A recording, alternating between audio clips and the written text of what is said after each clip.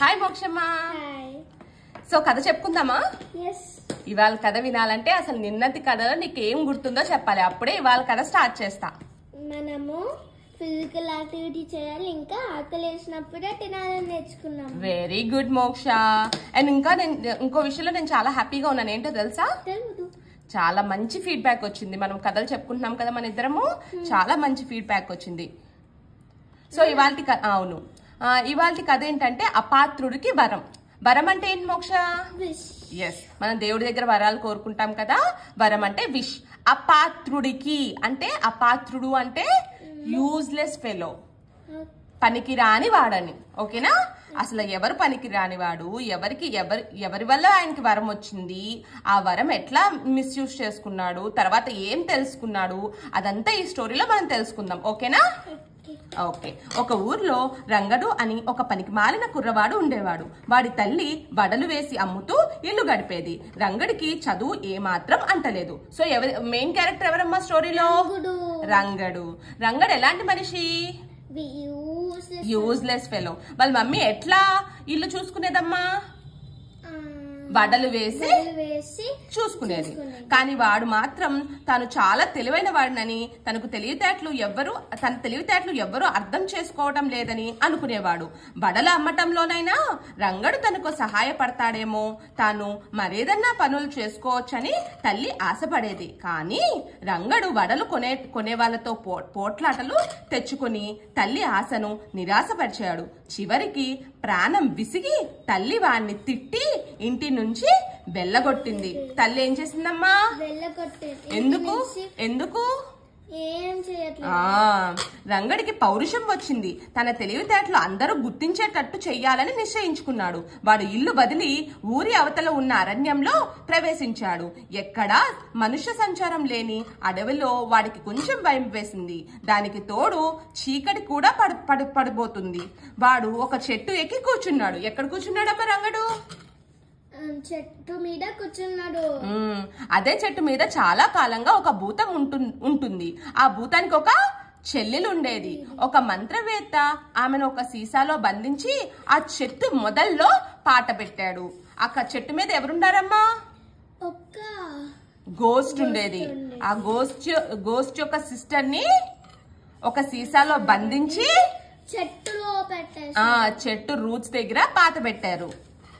చెట్టు మీద ఉన్న భూతం తనకు తానే నేలను తవ్వి చెల్లెల్ని విడిపించలేదు.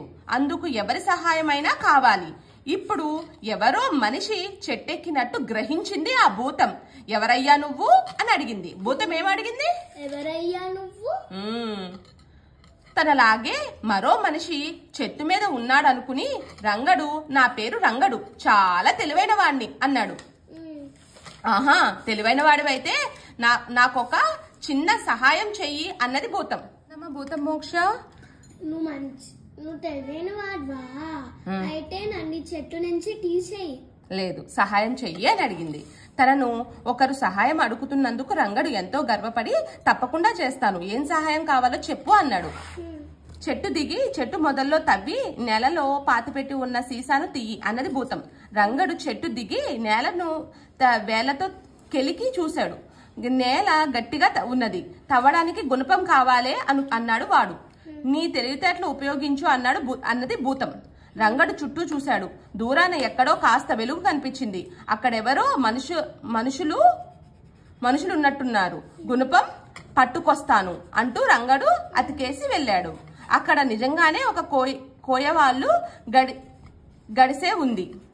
గుడిసె ఉంది. అందులో కోయ దంపతులు ఉన్నారు. తన ఊహ నిజమైనందుకు రంగడు చాలా గర్వపడి, ఇప్పుడే తిరిగి ఇచ్చేస్తాను, ఒక గుణపం ఇవ్వండి అని కోయ దంపతులను అడిగాడు. వాళ్లకు గుణపం అంటే ఏమిటో తెలియదు. అసలు నువ్వు ఎవరు, ఇక్కడికెందుకు వచ్చావు అని వాళ్ళు రంగడిని అడిగారు. నేను చాలా తెలివైన వాడిని, త్వరగా నాకు గుణపం ఇచ్చేయండి అన్నాడు రంగడు. తమ వెంట రమ్మని వాళ్ళు రంగడును ఆ సమీపంలోనే ఉన్న ఒక మునీశ్వరుడు దగ్గరకు తీసుకుపోయారు. మునీశ్వరుడు రంగడిని చూస్తూనే, మునీశ్వరుడు అంటే సేజ్, రంగడిని చూస్తూనే వాడి సంగతంతా గ్రహించి, నువ్వు వట్టి అమాయకుడివి నాయనా, నువ్వు బాగుపడేందుకు ఒక వరం కోరుకో, ఇస్తాను అన్నాడు. ఏమన్నాడు సేజ్? ఏమన్నాడు? నువ్వు ఒక ఇన్నసెంట్ అబ్బాయి, నీకేమైనా వరం కావాలంటే కోరుకోమన్నాడు. అయితే నాకు వరం ఏం అక్కర్లేదు, గుణపం కావాలి అన్నాడు రంగడు. రంగడు ఏమన్నాడు? నాకేం వరం అక్కర్లే, నాకు గుణపం కావాలి. గుణపం కూడా ఇస్తాను అంటూ మునీశ్వరుడు వాడికి ఒక గుణపం ఇచ్చి వాడు కోరుకున్నట్టు జరిగేటట్టు వరం కూడా ఇచ్చాడు. ఏం వరం ఇచ్చాడు? నువ్వు ఏది కోరుకుంటే అది జరిగేటట్టు వరం ఇచ్చాడు. రంగడు విజయ గర్వంతో చెట్టు దగ్గరకు తిరిగి వచ్చి చెట్టు మొదల్లో తవ్వి ఒక సీసాను పైకి తీశాడు. చెట్టు మీద ఉన్న భూతం రంగడు చేసిన పనికి సంతోషించి బేష్ ఆ సీసాను పగలగొట్టు అన్నది. ఏమంది గోస్ట్? ఇంత కష్టపడి సీసా తీసింది పగలగొట్టడానికా? నేనేమైనా తెలివి తక్కువ అని అనుకుంటున్నావా అన్నాడు రంగడు. అందులో బంగారం ఉంది, సగం నీకిస్తాను అంది భూతం. భూతం ఏమంది? సగం నీకిస్తాను. తన తెలివితేటలతో బంగారం సంపాదిస్తున్నాడన్నందుకు రంగడు గర్వపడి సీసాను నేలకేసి గట్టిగా కొట్టాడు. పెద్ద చప్పుడుతో సీసా నుంచి భూతం బయటకు వచ్చింది. ఏమొచ్చింది సీసాలోంచి? భూతం వచ్చింది. ఎక్కడ నా బంగారం అంటూ అరిచాడు రంగడు. వాడు భూతాన్ని చూడలేదు. చెట్టు మీద ఉన్న భూతం వాడి ముందు కొన్ని బంగారు నాణాలు విసిరింది. రంగడు వాటిని ఏరుకుని తన ప్రయోజకత్వం తల్లికి రుజువు చేద్దామని చీకట్లోనే ఇంటికి వెళ్ళిపోయాడు. మధ్యదారిలో వాన వచ్చింది. వానలో ఇంకా ఎంతో దూరం నడవడం వాడికి చిరాకు అనిపించింది. మునీశ్వరుడు వరం జ్ఞాపకం వచ్చి నేనుండే దేశంలో వానలు ఉండరాదు అని కోరుకున్నాడు. ఏం వరం కోరుకున్నాడమ్మా? నేనుండే దేశంలో అసలు వానలే ఉండకూడదని కోరుకున్నాడు. తను ఏ దేశంలో అయితే ఉంటాడో ఆ దేశంలో వానలే ఉండకూడదు అని అనుకున్నాడు. వెంటనే వర్షం ఆగిపోయింది.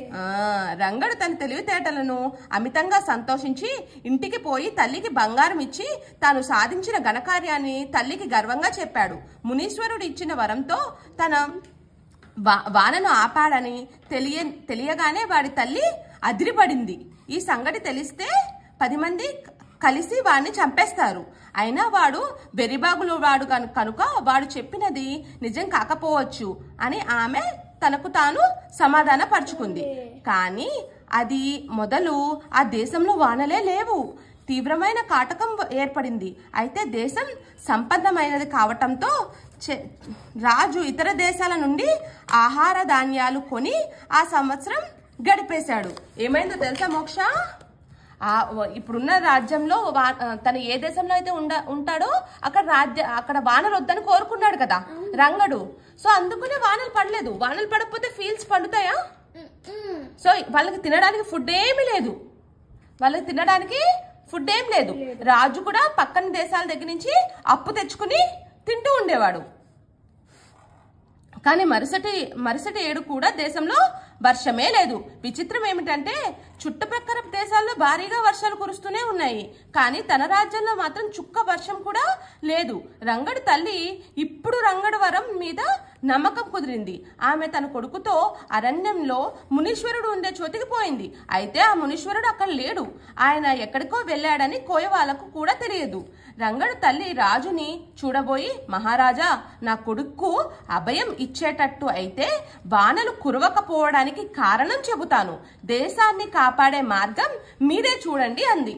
అయితే తల్లి రాజు దగ్గర తీసుకెళ్లి మొత్తం జరిగిందంతా చెప్పింది. కానీ రాజుకి నిజంగా మొత్తం జరిగిందంతా తెలిస్తే ఎక్కడ వాళ్ళ కొడుకుని చంపేస్తాడో అని ముందలే అభయం కోరింది. అంటే నా కొడుకుని మీరు చంపనంతేనే జరిగిన విషయం మీకు చెప్తాను అని అందమాట. నీ కొడుకు నేను అభయం ఇస్తున్నాను, చెప్పు అన్నాడు రాజు. ఆమె జరిగిందంతా చెప్పి, ఎందుకు పనికిరాని నా కొడుకు దేశానికి కూడా పనికిరాకుండా పోయాడు అని కళ్ళ నీళ్లు తుడుచుకున్నది. రాజుకు మతిపోయింది. సో అసలు రీజన్ అంతా రాజుకి చెప్పింది. ఇప్పుడు ఏం చేయాలో అర్థం కావట్లా రాజుకి. ఆయన తన మంత్రితో ఆడిన మాట నిలబెట్టుకుని అపఖ్యాతి రాకుండా చూసుకోనా, లేక ఈ పనికిరాని కుర్రవాణ్ణి చంపి ప్రజల ప్రాణాలు కాపాడునా అన్నాడు. మంత్రి ఒక క్షణం ఆలోచించి, రంగడు పనికిరాని వాడు ఎలా అవుతాడు ప్రభు? వాడు ప్రాణాలతో ఉంటే మీరు చక్రవర్తి కావచ్చు అన్నాడు. అదెలా అన్నాడు రాజు. అయితే ఏమన్నారు? రాజు దగ్గర ఎవరుండేవారమ్మా ఇదివరకు? మంత్రులు ఉండేవారు. సో మంత్రుల్ని అడిగేవారు రాజులు. ఏ సలహా కావాల్సినైనా మంత్రిని అడిగేవారు. సో రాజు ఇప్పుడు మంత్రిని అడిగారు, నాకు ఏం చేయాలో అర్థం కావట్లేదు, ఈ రంగడు ఎక్కడుంటాడో ఆ దేశంలో అసలు వర్షాలే పడవు, వీడిని చంపేద్దామా అంటే నేను ముందలే ప్రామిస్ చేశాను ఏమీ చేయనని, నాకేం చేయాలో అర్థం కావట్లేదు అని అంటాడు. మంత్రి ఏమంటాడో చూద్దాం.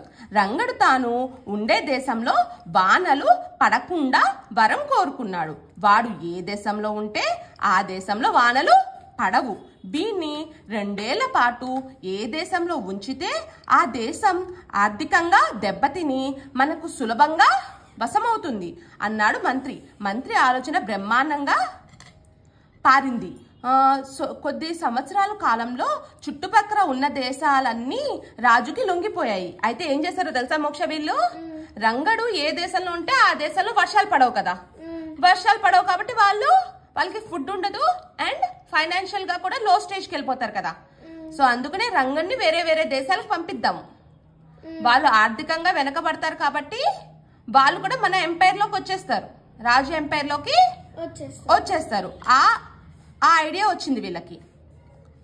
ఆయన ఆ అన్ని దేశాల మీద చక్రవర్తి అయ్యాడు. సో రాజు అన్ని దేశాలకి చక్రవర్తి అయ్యాడు. ఇప్పుడు రంగడిని ఏం చేద్దామన్న సమస్య వచ్చింది. రాజువే, అన్ని దేశాలు నీవే, ఈ సామ్రాజ్యంలో రంగడు ఎక్కడ ఉన్నా అంతటా కాటకం వస్తుంది. ఇప్పుడు ఏమైంది, మొత్తం అంతా ఈ ఒక్క రాజు దగ్గరికి వచ్చేసింది మొత్తం అంతా. ఇప్పుడు ఈ రంగడిని ఏం చేయాలి అని ఒక డౌట్ వచ్చింది వీళ్ళకి.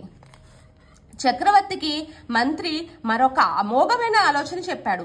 దాని ప్రకారం రాజు ఒక చిన్న గ్రామాన్ని స్వతంత్ర రాజ్యంగా ప్రకటించి దానికి రంగడినే రాజుగా అభిషేకించాడు. రంగడి రాజ్యంలో వానలు పడవు, పంటలు పండవు, కానీ చక్రవర్తి నుంచి రంగడి రాజ్యానికి ఎంత కావాలంటే అంత ధన సహాయం లభిస్తూ ఉంటుంది. సోమరిపోతులకు, విలాస జీవితాలను గడిపే వారికి ఇది ఒక అద్భుతమైన దేశం. ఒక ముని ఒక అపాత్రుడికి ఇచ్చిన వరం ఆ రాజ్యం రూపంలో వెలిసింది. అయితే ఏం చేశారంట, సరే ఇప్పుడైతే అన్ని రాజ్యాలు మనమే కదా, ఇప్పుడు అన్ని రాజ్యాలు మంచిగా ఉండాలని కోరుకుంటాం కదా, ఇప్పుడు ఏం చేద్దామంటే రంగడిని ఒక ఇండిపెండెంట్ రాజ్యంకి అధికారిని చేద్దాం. అక్కడ వాళ్ళకి వానలు పడవు, ఏమి పంటలు పండవు. సో వాళ్ళకి ఏమైనా కావాలంటే రాజా పంపిస్తాడు. అక్కడ ఉన్న ప్రజలు ఏ పని చేయరు, సోమరిపోతుల్లాగా ఉంటారు. సోమరిపోతులు అంటే ఏంటి, లేజీ పీపుల్ లాగా ఉంటారు. వాళ్ళకి ఏం కావాల్సి వచ్చినా రాజా చూసుకుంటాడు. సో నీకు ఈ స్టోరీ వల్ల ఏం అర్థమైంది మోక్ష? మనము మన విషెస్ ని మిస్యూజ్ చేయొద్దు. మనకి ఏదైనా ఒక వాళ్ళు వరం కోరుకోమంటే మంచిగా అందరూ బాగుండాలి అట్లా కోరుకోవాలి, కానీ అప్పటికప్పుడు టెంపరీ హ్యాపీనెస్ కోసం వర్షాలు ఆగిపోవాలి లేకపోతే ఏదన్నా అలా టెంపరీ హ్యాపీనెస్ కోసం కోరుకోకూడదు. ఓకేనా మోక్ష? ఓకే.